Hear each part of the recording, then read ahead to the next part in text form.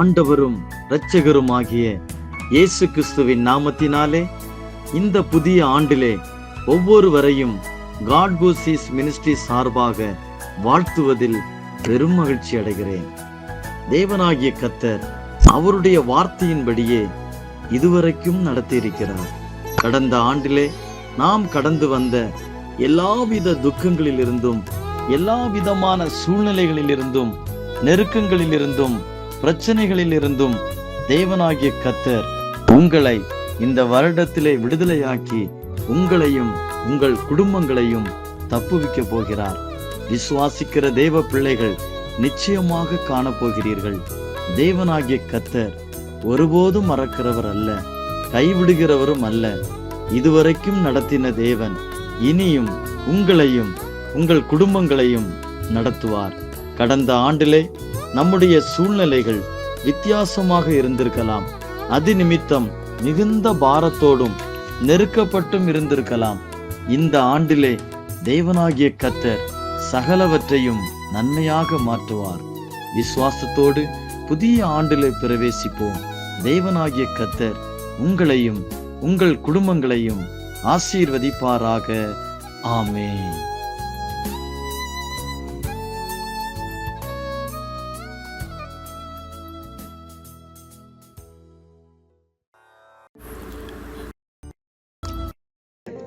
நஸ்ரேயன் ஆகிய இயேசு கிறிஸ்துவின் இனிய நாமத்தில் உங்கள் யாவருக்கும் அன்பின் வாழ்த்துக்களை தெரிவித்துக் கொள்கிறோம்.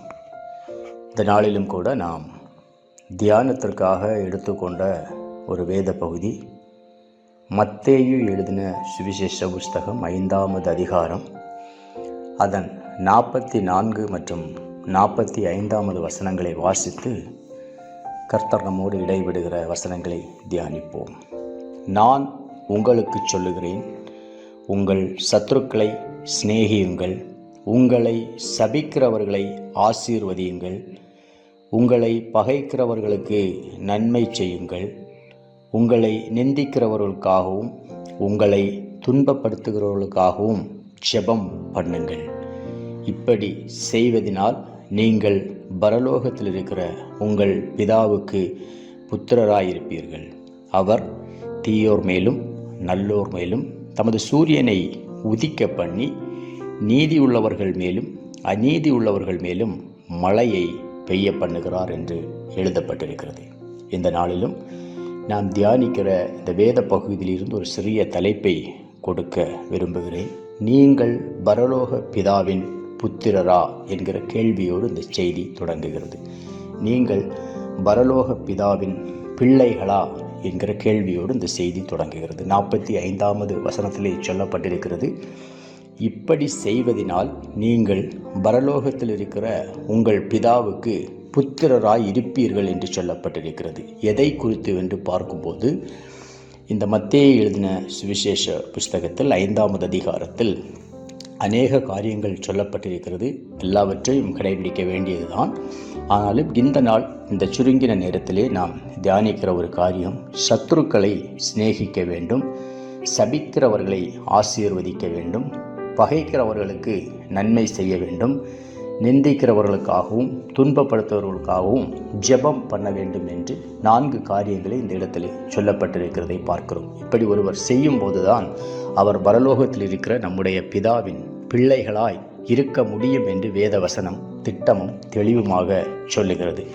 ஆனால் இன்று நாம் வாழ்ந்து கொண்டிருக்கிற சூழ்நிலையில் சத்துருக்கள் நமக்கு அநேகமாக பெருகி இருக்கிறதை பார்க்கிறோம். முதலில் சத்ரு என்பவன் யார் என்பதை குறித்து நாம் சிந்திக்க வேண்டியது மிகவும் அவசியமான காரியமாயிருக்கிறது. நம்முடைய சத்துருக்கள் எல்லாருமே நாம் மிகவும் நேசித்தவர்களும் நம்மை சுற்றி இருக்கிறவர்களுமாகத்தான் இருப்பார்கள். ஒரு நபருக்கு சத்ரு அவனுடைய வீட்டில் இருந்து அநேக தொலைவில் இருப்பதற்கு வாய்ப்புகள் குறைவு. நாம் இந்திய தேசத்தில் வாழ்ந்து கொண்டிருக்கிறோமே, ஆனால் அமெரிக்காவில் இருக்கிற ஒருவர் நமக்கு சத்ருவாக இருக்க முடியாது. அதே போல ஆஸ்திரேலியாவில் இருக்கிற ஒருவரும் நமக்கு சத்ருவாக இருக்க முடியாது. ஒருவேளை நாம் கன்னியாகுமரி மாவட்டம் இல்லை ஏதாவது ஒரு மாவட்டத்தில் நீங்கள் வாழ்ந்து கொண்டிருப்பீர்களேயானால் உங்கள் அருகாமையில் இருக்கிற மாவட்டத்தில் இருக்கிறவர் கூட உங்களுக்கு சத்ருவாக இருப்பதற்கு வாய்ப்புகள் குறைவாகத்தான் இருக்கும். அப்படியானால் நமக்கு சத்ருக்கள் யார் என்று பார்க்கும்போது நாம் நேசித்தவர்களும் நம்மை நேசித்தவர்களும் நம்மால் நேசிக்கப்பட்டவர்களும் நமக்காய் நின்றவர்களும் நம்முடைய நெருங்கிய நண்பர்களும் நெருங்கின உறவினரும் தான் இந்த நாளிலே நமக்கு சத்ருவாய் போயிருக்கிறார்கள். வேத வசனத்தை நாம் வாசித்தோமேயானால் வசனம் நமக்கு ஒரு ஆசீர்வாதத்தை சொல்லுகிறது. இடதுபுறமும் வலதுபுறமும் இடம் கொண்டு பெருகுவாய் என்று தேவன் நமக்கு சொல்லியிருக்கிறதை பார்க்கிறோம். ஆனால் இந்த நாளிலே நம்முடைய வாழ்வை குறித்து நாம் பார்க்கும்போது இடதுபுறமும் வலதுபுறமும் சத்ருவாய் பெருகி இருக்கிறதை பார்க்கிறோம். ஒரு முறை ஒரு தாயாரிடத்திலே ஒரு போதகர் ஒரு கேள்வியை கேட்டார். உங்களுக்கு சத்ரு உண்டா என்று கேட்கும்போது அவர்கள் அமைதியாக இருந்தார்கள். இந்த போதகர் மறுபடியும் அவர்களிடம், உங்கள் வலதுபுறத்தில் இருக்கிறவர்களோடு நீங்கள் நல்ல இணக்கமாக இருக்கிறீர்களா என்று கேட்டபோது அவர்கள் இல்லை என்று சொன்னார்கள். உங்கள் இடதுபுறத்தில் இருக்கிறவர்களோடு நல்ல இணக்கமாக இருக்கிறீர்களா என்று கேட்டபோது இல்லை என்று சொன்னார்கள். அவருடைய பின்புறத்தில் வசிக்கிறவர்களோடு இணக்கமாக இருக்கிறீர்களா என்று கேட்டபோது இல்லை என்று சொன்னார்கள். ஆனால் முன்புறத்தில் இருக்கிறவர்களோடு என்று சொல்லும்போது அங்கே எந்த ஒரு பிரச்சனையும் இல்லை. காரணம் என்னவென்று பார்க்கும்போது அவர்களுடைய வீட்டிற்கு முன்பாக யாருடைய வீடும் இல்லை. ஒரு நல்ல கவர்மெண்ட் போட்ட ரோடு இருக்கிறது. அப்படியானால் சுற்றின திசையில் எல்லாமே பார்க்கும்போது சத்ருக்கள் நெருங்கி இருக்கிறதை பார்க்கிறோம். ஆனால் வேத வசனம் சொல்லுகிறது, ஒருவனுடைய வழிகள் கர்த்தருக்கு பிரியமாயிருந்தால் அவன் சத்ருக்களை அவனோடு சமாதானமாகும்படி செய்வார் என்று நீதிமொழிகளின் புஸ்தகம் 16வது அதிகாரம் 7வது வசனத்திலே ஆண்டவர் திருவுளம் பற்றுகிறதை நாம் பார்க்கிறோம். ஒரு நபருடைய வழிகள் கர்த்தருக்கு பிரியமாயிருந்தால், ஒருவேளை சத்ருக்கள் உண்டாயிருந்தாலும் வசனம் சொல்லுகிறது அவன் சத்ருக்கள் எல்லாம் சமாதானமாகும்படி கர்த்தர் செய்வார் என்று சொல்லப்பட்டிருக்கிறதை பார்க்கிறோம். 2 சாமுவேலின் புஸ்தகம் 7வது அதிகாரம் 11வது வசனத்திலே நாத்தான் என்கிற ஒரு தீர்க்கதரிசியோடு கர்த்தர் தாவீதினிடத்தில் பேசுகிற போது, உன் சத்துருக்கள் எல்லாரையும் இளைப்பாற பண்ணி இப்போது உனக்கு ஒரு நித்திய வீட்டை கட்டுவேன் என்று கர்த்தர் அறிவிக்கிறார் என்று சொல்லுகிறதை பார்க்கிறோம். இப்போ ஆண்டவர் நமக்கு தருகிற ஒரு மிகப்பெரிய ஆசீர்வாதங்களில் ஒன்று சத்ருக்கள் இல்லாத ஒரு ஜீவிதம். அதனால தான் ஆண்டவர் நமக்கு சொல்லுகிறார், சத்ருவை நாம் சிநேகிக்க வேண்டும், சபிக்கிறவர்களை ஆசீர்வதிக்க வேண்டும். அந்த சத்ருக்கள் எல்லாருமே யார் என்று பார்க்கும்போது நம்மோடு பழகினவர்கள். இப்போ 2 காரியங்களை நாம் தியானிக்க போகிறோம். ஒன்று, சத்ருவை நேசிப்பது எப்படி என்றும், மற்றொன்று சத்ருவை ஏன் நேசிக்க வேண்டும் என்பதை குறித்தும் இந்த நாளிலே நாம் தியானிக்க போகிறோம். இப்போ சத்ருவை நேசிப்பது எப்படி என்று சொல்லும்போது ஆண்டவர் அதை தான் நமக்கு சொல்லிக் கொடுத்திருக்கிறார். சிலுவையிலே மரண பரியந்தம் அவர் தன் ஜீவனை விடும் வேளையிலும் தாங்கள் செய்கிறது இன்னதென்று அறியாது இருக்கிறார்கள், பிதாவே இவர்களுக்கு மன்னியும் என்று சொல்லி கடைசி பரியந்தம் வரை கர்த்தர் அவர்களுக்காக ஜெபித்ததை நாம் பார்க்கிறோம். அவருடைய பிள்ளையாகிய நாம் அவருடைய அடிச்சுவட்டை பின்பற்றி நடக்கிறவர்களும் எந்த சூழ்நிலையிலையும் எல்லாரையும் நேசிக்கத்தான் நாம் கற்றுக்கொள்ள வேண்டும். 2வது பார்க்கும்போது சத்ருவை ஏன் நேசிக்க வேண்டும் என்று சொன்னால், நம்முடைய சத்ரு என்று சொல்லுகிறவர் நம்முடைய நண்பரும் நம்முடைய உறவினரும் தான்.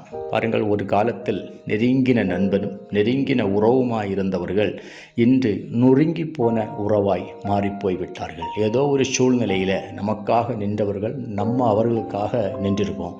ஆனால் இன்று பார்த்தா அவர்களுடைய பெயரை கேட்டாலோ இல்லை அவர்களுடைய முகத்தை பார்த்தாலோ எரிச்சல் வருகிற அளவுக்கு சத்ருவாக மாறிப்போனார்கள்.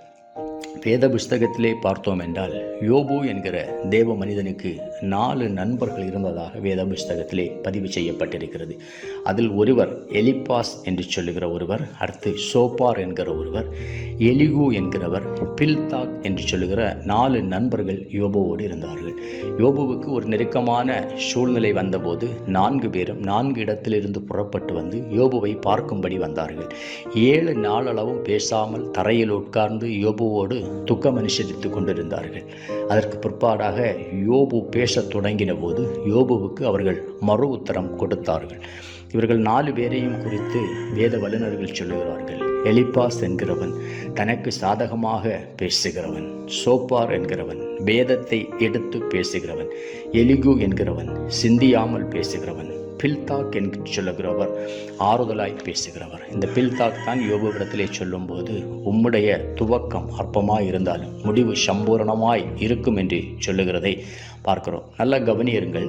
இவர்கள் 4 பேருமே ஆண்டவருக்கு வைராக்கியமாகத்தான் வேதத்தில் பேசினார்கள். யோபுவை குறித்து சொல்லும்போது, தேவனை விட நீ நீதிமானாய் இருப்பாயோ என்று சொல்லி யோபுவிடத்திலே கர்த்தருக்கு வைராக்கியமாய் பேசுகிறார்கள். ஆனால் கர்த்தர் அதில் பிரியப்பட்டாரா என்று பார்க்கும்போது அந்த இடத்திலே கர்த்தர் அதை பிரியப்படவில்லை என்பதை நாம் பார்க்கிறோம். யோபுவின் புஸ்தகத்திலே 42வது அதிகாரம் அவருடைய 10வது வசனம் மற்றும் 7வது வசனங்களை நாம் வாசிக்குமேயானால், என் தாசனாகிய யோபுவை போல நீங்கள் நிதானத்தோடு பேசவில்லை, உங்கள் மேல் எனக்கு கோபம் மூழுகிறது என்று தேவன் யோபுவின் நண்பர்களை குறித்து சொல்லுகிறதை பார்க்கிறோம். மாத்திரமல்ல, அவருடைய நண்பர்களோடு யோபுவிடத்திலே வந்து ஒரு காளையை கொண்டு வந்து சர்வாங்க தகன பலியிடும்படியாகவும் செபிக்கும்படியாகவும் சொல்லுகிறார். அந்த கீழே வசனங்களிலே சொல்லப்பட்டிருக்கிறது, யோபு தன் நண்பர்களுக்காக ஜெபித்த போது கர்த்தர் அவன் சிறையிருப்பை மாற்றினார் என்று சொல்லப்பட்டிருக்கிறது. அப்படியானால் யோபுவுடைய வாழ்விலே ஒரு பிழையும் இல்லாமல் இருந்த போதும் கூட யோபுவுடைய நண்பர்களின் நிமித்தமாக யோபுவுக்கு உண்டான ஒரு மனக்காயம் யோபுவுக்கு அது ஒரு சிறையிருப்பை உண்டாக்கியிருக்கிறது. அதற்காகத்தான் யோபு நண்பர்களுக்காக ஜெபித்த போது கர்த்தர் அந்த சிறையிருப்பை மாற்றினார் என்று வேத புஸ்தகத்திலே வாசிக்கிறோம். ஒருவேளை நம்முடைய நெருங்கின நண்பர்கள் அவர்கள் செயலில் ஒருவேளை நியாயம் இல்லாமல் இருக்கலாம். நம்முடைய பகுதியிலே நியாயம் உண்டாயிருந்தாலும் நம்முடைய நண்பர்கள் நிமித்தமாக நமக்கு ஒரு மனஸ்தாபம் உண்டாயிருக்குமே, ஆனால் அது அவர்களுக்கும் அதில் பிரச்சனை இருக்கிறது. மாத்திரமல்ல, யோபுவின் வாழ்வில் ஒரு சிறையிருப்பு உண்டாயிருந்தது. அவன் நண்பர்களுக்காக ஜெபித்த போது அவன் சிறையிருப்பு மாறினது என்று வேதத்திலே பார்க்கிறோம். அப்படியானால் நம்முடைய வாழ்விலும் சில சிறையிருப்புகள் நம்முடைய சத்துருக்கள் நிமித்தம் நமக்கு உண்டாகும். நம் சத்துருக்களை நேசிக்காமல் சத்துருக்களை சத்துருக்களாகவே வைத்திருந்தோமே ஆனால் நியாயம் நம்முடைய பகுதியில் உண்டாயிருந்தாலும் அது நமக்கு ஒரு சிறையிருப்பாகவே உண்டாகும். 2வது ஒரு காரியத்தை சொல்கிறேன். ஆபிரகாம் என்கிற ஒரு தேவ மனிதனை நாம் வேத புஸ்தகத்திலே பார்த்திருக்கிறோம். அபிமெலேக்கு என்கிற ஒரு ராஜா ஆபிரகாமின் மனைவியாகிய சாராளை ஆள் அனுப்பித்து அழைப்பிக்கிறார். கர்த்தர் ராத்திரியிலே அபிமெலேக்குக்கு தோன்றி, நீ அழைப்பித்த ஸ்திரீயின் நிமித்தம் செத்தாய் என்று சொல்லுகிறதை பார்க்கிறோம். அவன் வேறொருவருடைய மனைவியாக இருக்கிறார் என்று சொல்லி, அவன் ஒரு தீர்க்கதரிசியாக இருக்கிறான் என்று சொல்லி அனுப்பிவிடுகிறதை நாம் பார்க்கிறோம். நன்றாய் நீங்கள் கவனிக்க வேண்டும். 1 வருட காலம் அந்த அபிமெலேக்குடைய வீடுகளில் இருந்த மனைவி மற்றும் வேலைக்காரிகள் அவருடைய அந்த அரண்மனையில் இருந்த எல்லா ஸ்திரீகளின் கர்ப்பத்தையும் கர்த்தர் அடைத்தார் என்று வேத புஸ்தகத்திலே வாசிக்கிறோம். ஆபிரகாம் அவர்களுக்காக வேண்டிக் கொண்டபோது தேவனாகிய கர்த்தர் அவர்களுடைய சிறையிருப்பை மாற்றி அந்த கர்ப்பத்தை திறந்தார் என்று பார்க்கிறோம். நாம் அதோடு வாசித்து கடந்து போய்விடாமல் அதோடைய அடுத்த அதிகாரம் ஆதியாகமம் 20வது அதிகாரத்தில் இது சொல்லப்பட்டிருக்கிறது. ஆதியாகமம் 20வது அதிகாரம் முடிக்கும் போது ஆபிரகாம் அபிமெலேக்குக்காக ஜெபித்து ஆண்டவர் அந்த கர்ப்பத்தின் வாசல்களை திறக்கிறதை பார்க்கிறோம். அதே நேரத்தில் ஆதியாகமம் 21வது அதிகாரம் 1 முதல் 3 வரை பார்க்கும்போது கர்த்தர் சாராளை கடாட்சித்தாள் என்றும் சாராள் ஈசாக்கை பெற்றெடுத்தாள் என்றும் பார்க்கிறோம். அப்படியானால் சாராளை அபிமெலேக்கு கடத்தி கொண்டு போயிருக்கிற வேளையிலே அது ஆபிரகாமுக்கு ஒரு விசனமாய் தான் உண்டாயிருக்கும். அவன் புருஷனாய் இருந்தவன். அந்த விசனத்தின் நிமித்தம் அது ஒரு சிறையிருப்பாகத்தான் மாறியிருக்கிறது. நண்பர்களே, நம்முடைய நெருங்கினவர்கள் சகோதரர்கள் எல்லாம் நம் பகைமையை உண்டாக்கி வைத்திருப்போமே, ஆனால் அது அவர்களுக்கு எந்த அளவுக்கு தீமையை கொண்டு வரும் என்பதை விட நமக்கு அது ஒரு சிறையிருப்பாகவே மாறும். அதனால தான் தேவன் சொல்லுகிறார், நான் உங்களுக்கு சொல்லுகிறேன், உங்கள் சத்துருக்களை சிநேகியுங்கள், உங்கள் சபிக்கிறவர்களை ஆசீர்வதியுங்கள். நியாயம் நம்முடைய பகுதியில் 100% உண்டாயிருந்தாலும் நம்முடைய நண்பர்களை குறித்தோ நம்முடைய சிநேகிதர்களை குறித்தோ நம் மனதில் ஒரு விசனம் உண்டாயிருந்தால் அது நமக்கும் ஒரு சிறையிருப்பாக மாறும் என்று சொல்லப்பட்டிருக்கிறது. மாத்திரமல்ல, நமக்கு அடிக்கப்பட்ட ஆட்டுக்குட்டியானவர் கடைசி நேரத்தில் சிலுவையில் ஜீவன் விடும்போது கூட பிதாவினிடத்தில் ஒரு காரியத்தை ஒப்புவித்ததை பார்க்கிறோம். நீர் தந்தவைகளில் நான் ஒன்றையும் இழந்து போகவில்லை என்று சொல்லி அவருக்கு கொடுத்த 12 சீஷர்களையும் அவர் கடைசி வரை தன்வசம் வைத்திருந்ததை பார்க்கிறோம். அப்படியானால் தேவன் நம்முடைய வாழ்விலே இணைத்த அநேக உறவுகள் உண்டு. தேவன் இணைத்ததை மனிதன் பிரிக்காதிருக்க கடவான் என்று சொல்லுகிறது. புருஷன் மனைவி உறவு மாத்திரமல்ல, கர்த்தர் நமக்கு கொடுத்த நல்ல நண்பர்கள், நாம் வேலை செய்கிற இடம், தொழில் செய்கிற இடம் என்றெல்லாம் நமக்கு கொடுத்திருக்கிற நல்ல உறவுகள் ஒன்றையும் நாம் இழக்காமல், ஒருவேளை கசப்புகள் வெறுப்புகள் இருந்தாலும் அவர்களையும் சிநேகித்து ஆண்டவராகிய இயேசு கிறிஸ்து பிதாவினிடத்தில் ஒப்புவித்தது போல நீர் தந்தவைகளில் நான் ஒன்றையும் இழந்து போகவில்லை என்று சொல்லி எல்லாரோடும் ஐக்கியமாய் இருப்போமேயானால் நம்முடைய வாழ்வில் இருக்கிற சில சிறையிருப்புகளை மாற்றி யோபுவை இரட்டனத்தையாய் ஆசீர்வதித்த தேவன் யோபுவின் சிறையிருப்பு மாறின போது கர்த்தர் கர்த்தர் அவனை இரட்டனத்தையாக ஆசீர்வதித்தது போல கர்த்தர் நம்மையும் ஆசீர்வதிப்பார். அப்படியே ஜெபிப்போமா. பரிசுத்தமான தேவனே, துதிகளின் மத்தியில் வாசம் பண்ணுகிற எங்கள் பரலோக தகப்பனே, இந்த நாளிலே ஆண்டவர் பேசின நல்ல வார்த்தைகளுக்காய் ஸ்தோத்திரம்.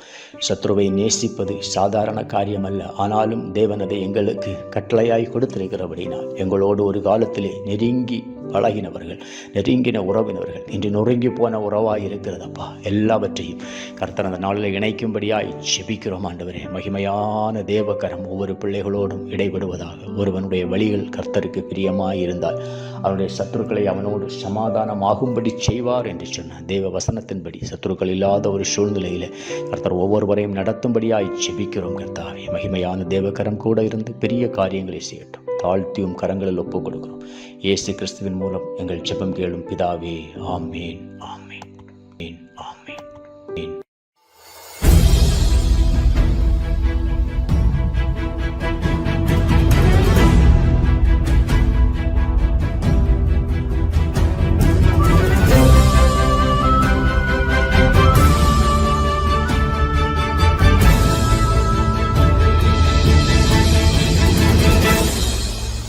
உம்மைத்தான் நம்பியிருக்கிறோ, உம்மையன்றி யாரும் இல்லையப்பா. உம்மைத்தான் நம்பியிருக்கிறோ, உம்மையன்றி யாரும் இல்லையப்பா. அற்புதம் செய்யுங்கப்பா எங்க வாழ்க்கையில, உம்மைத்தான் நம்பி இருக்கோம் ஏசப்பா. அற்புதம் செய்யுங்கப்பா எங்க வாழ்க்கையில, உம்மைத்தான் நம்பி இருக்கோம் ஏசப்பா. உம்மைத்தான் நம்பி இருக்கிறோ, உம்மையன்றி யாரும் இல்லையப்பா.